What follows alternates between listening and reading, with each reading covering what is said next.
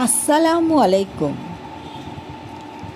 ঈদের ছুটিতে আজ আমরা এসেছি কিশোরগঞ্জে। এসেছি আর কিশোরগঞ্জের ঐতিহাসিক পাগলা মসজিদ দেখব না, তা কি হয়? ঐতিহাসিক এই পাগলা মসজিদের নাম পাগলা মসজিদ ও ইসলামিক কমপ্লেক্স, যেটি কিশোরগঞ্জ শহরের হারুয়াতে অবস্থিত।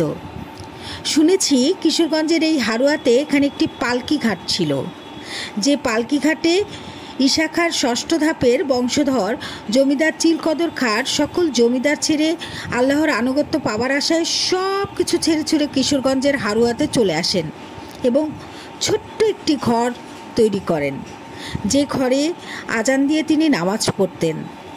সকলে এটা দেখে অনেক হাসত এবং এটাকে পাগলা মসজিদ বলে আখ্যা দিত। ধীরে ধীরে এই ঐতিহাসিক মসজিদটির পরিধি বাড়তে থাকে। অনেকেই এখানে লক্ষ লক্ষ টাকা স্বর্ণালঙ্কার দান করেন, যে টাকা থেকে মসজিদ ও এতিমখানা পরিচালিত হয়ে থাকে। সেই সাথে দুস্থ মানুষের সহায়তাও এর কিছু টাকা ব্যবহার করা হয়। 1979 সাল থেকে এই মসজিদ সরকারিভাবে প্রতিষ্ঠিত হয়।